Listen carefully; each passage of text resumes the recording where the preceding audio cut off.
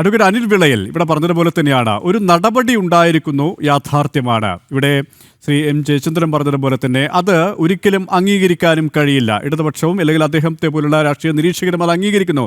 അതായത് പൊതുസമൂഹം ഒറ്റക്കെട്ടായി ഇത്തരം വിഷയങ്ങളെ എതിർക്കുകയാണ്. അങ്ങനെ ആരെങ്കിലും ചെയ്തിട്ടുണ്ടെങ്കിൽ അത് ആസൂത്രിതമാണോ അല്ലാതെ അറിയാതെ സംഭവിച്ചതാണോ എന്ന് പരിശോധിക്കപ്പെടേണ്ടതാണ്. പക്ഷേ നമുക്കറിയാം, ഒരു പോലീസ് ഉദ്യോഗസ്ഥരെ സംബന്ധിച്ചിടത്തോളം ശബരിമലയിൽ എങ്ങനെ പെരുമാറണമെന്ന് കൃത്യമായി അറിയേണ്ടതാണ്. മാർഗനിർദ്ദേശങ്ങൾ അവർക്ക് നൽകുകയും ചെയ്യുന്നുണ്ട്. പക്ഷേ ഇതൊന്നും ലഭിച്ചിട്ടും ഇങ്ങനെ നടന്നിട്ടുണ്ട്. ദൃശ്യങ്ങൾ സഹിതമാണ് ജനൻ ടി വി പുറത്തുവിട്ടത്. അത് കൃത്യമായ ഒരു ഇടപെടൽ അവിടെ ഉണ്ടായിട്ടുണ്ടോ എന്ന സംശയമുണ്ട്. ആസൂത്രിതമായ നീക്കമുണ്ടോ എന്നുള്ള സംശയം തന്നെയാണ് സ്വാഭാവികമായും ഉയരുന്നത്, അല്ലേ? അതെ, തീർച്ചയായിട്ടും ഇത് ആസൂത്രിതമായ ശ്രമം തന്നെയാണ്.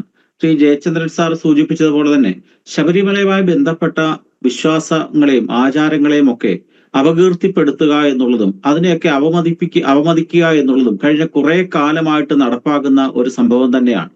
നമ്മൾ ശ്രദ്ധിക്കേണ്ടത് 2018 ആ സംഭവം തന്നെ നമ്മളൊന്ന് നോക്കൂ. 2018 തൊട്ടുള്ള കാലഘട്ടം എടുത്താൽ തന്നെയും സർക്കാർ സ്പോൺസേഡ് ആയിട്ടുള്ള ആചാരാനുഷ്ഠാന ലംഘനങ്ങളാണ് ശബരിമലയിൽ കൃത്യമായ രീതിയിൽ നടന്നു വരുന്നത് നമുക്ക് മനസ്സിലാക്കാൻ സാധിക്കും. രാത്രിയുടെ മറവിൽ രഹന ഫാത്തിമ തുടങ്ങിയ വനിതകളെ ശബരിമലയിലേക്ക് പ്രവേശിപ്പിക്കാനുള്ള ആസൂത്രിതമായ ശ്രമം തൊട്ട് തന്നെ നോക്കുകയാണെങ്കിൽ നിരവധിയായ സംഭവങ്ങൾ നമ്മുടെ മുമ്പിൽ കാണാൻ സാധിക്കും. എത്രയോ ആചാരങ്ങൾ ശബരിമലയിൽ ലംഘിക്കപ്പെട്ടിട്ടുണ്ട്. അടുത്ത കാലത്ത് തന്നെ നമ്മുടെ ശ്രദ്ധയിൽപ്പെട്ടിട്ടുള്ള ചില കാര്യങ്ങൾ കൂടി നമ്മൾ ശ്രദ്ധിക്കേണ്ടതുണ്ട്. ശബരിമലയിലെ ഏറ്റവും പുണ്യമായിട്ടുള്ള പ്രസാദം എന്ന് പറഞ്ഞാൽ അരവണയാണ്. അവിടെ വിഷം കലർന്ന ഏലക്ക ഉപയോഗിച്ചുകൊണ്ടുള്ള അരവണ പായസ നിർമ്മാണം നമ്മുടെ ശ്രദ്ധയിൽപ്പെട്ടിട്ടുള്ള ഒരു കാര്യമാണ്. യുവതികൾക്ക് പ്രവേശനം കൊടുത്തിട്ടുള്ള കാര്യമുണ്ട്. അതുപോലെ തന്നെ ഇപ്പൊ ചെരുപ്പിട്ട് കയറിയ കാര്യമുണ്ട്. ഇതൊക്കെ പൊതുസമൂഹത്തിൽ ജനം ടി വി പോലുള്ള മാധ്യമങ്ങൾ കൊണ്ടുവരുന്നു എന്ന് മാത്രമേ ഉള്ളൂ. പക്ഷെ ശ്രദ്ധയിൽപ്പെടാതെ പോകുന്ന ആചാരങ്ങളുടെ ഭാഗമായിട്ടുള്ള പല കാര്യങ്ങളും ലംഘിക്കപ്പെടുന്നതിന് തെളിവുകൾ അവശേഷിപ്പിക്കാത്ത രീതിയിൽ കാര്യങ്ങൾ നടക്കുന്നുണ്ട് ശബരിമലയിൽ. ആ ആചാര ലംഘനങ്ങളെ മറച്ചു വെക്കാൻ വേണ്ടിയൊക്കെ തന്നെയാണ് ശബരിമലയിലുമായി ബന്ധപ്പെട്ട് ഇപ്പോൾ അയ്യപ്പ സംഗമം പോലെയുള്ള പരിപാടികൾ, ചില ഗിമ്മിക്കുകൾ കാണിച്ചുകൊണ്ട് ഈ ശബരിമലയുമായി ബന്ധപ്പെട്ട ദേവസ്വം മന്ത്രിയും ദേവസ്വം ബോർഡും മുഖ്യമന്ത്രിയും ഒക്കെ കാണിക്കുന്ന താല്പര്യം സംശയാസ്പദമാണ്. അയ്യപ്പ ഭക്ത സംഗമം എന്ന വാക്ക് പോലും അതിനില്ല. അയ്യപ്പ സംഗമം. ഈ ഒരു അയ്യപ്പൻ ആരാണ്, ഒരു അയ്യപ്പ ഭക്തൻ ആരാണ് എന്ന് പോലും അറിയാത്ത ദേവസ്വം മന്ത്രിയും മുഖ്യമന്ത്രിയുമാണ് കേരളം ഭരിക്കുന്നത്. നമ്മൾ ശ്രദ്ധിക്കൂ, ആരാണ് ഒരു അയ്യപ്പ ഭക്തൻ?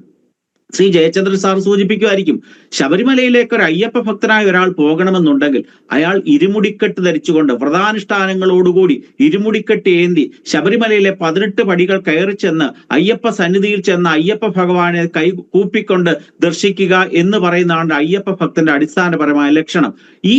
ഈ ലക്ഷണമുള്ള ഒരാളെയെങ്കിലും ഈ ദേവസ്വം ബോർഡിന്റെ മന്ത്രിസ്ഥാനത്തേക്ക് ഈ അടുത്ത കാലത്ത് ഇരുന്നിട്ടുണ്ടോ?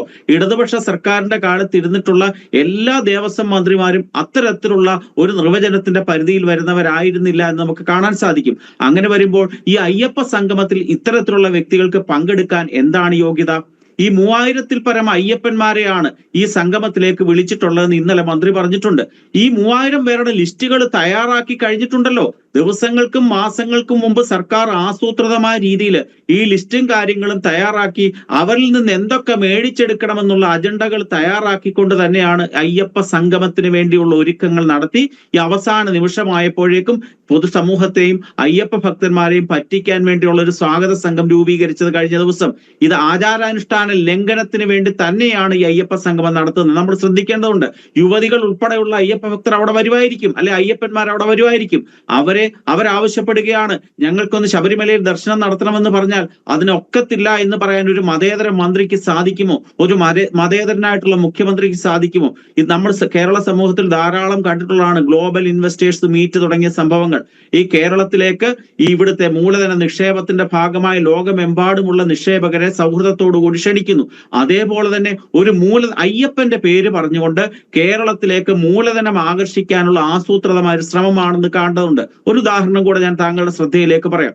2024 ജനുവരി മാസത്തില് കേരളത്തിലെ സ്പോർട്സ് മന്ത്രിയായ അബ്ദുൾ റഹ്മാന്റെ നേതൃത്വത്തിൽ തിരുവനന്തപുരത്ത് ഒരു ഗ്ലോബൽ കായിക സബ്മിറ്റ് ഒരു മീറ്റ് നടക്കുകയുണ്ടായി. ഈ 4000 ചില്ലാനം കോടി രൂപ കേരളത്തിലെ പൊതുസമൂഹത്തിലേക്ക് ഈ കായിക മേഖലയിലേക്ക് ഇൻവെസ്റ്റ്മെന്റ് ഉണ്ടാകുമെന്നാണ് അന്ന് കൊട്ടിഘോഷിച്ചത്. ആ ഒരു മീറ്റ് നടത്താൻ വേണ്ടി, ആ ഒരു സംഗമം നടത്താൻ വേണ്ടി 3,65,00,000 രൂപ സർക്കാരിൽ നിന്ന് ചെലവഴിച്ചു. നയാ പൈസ കേരളത്തിലെ കായിക മേഖലയിലേക്ക് വന്നില്ല എന്നാണ് ഇതിന്റെ ഏറ്റവും വലിയ സത്യം.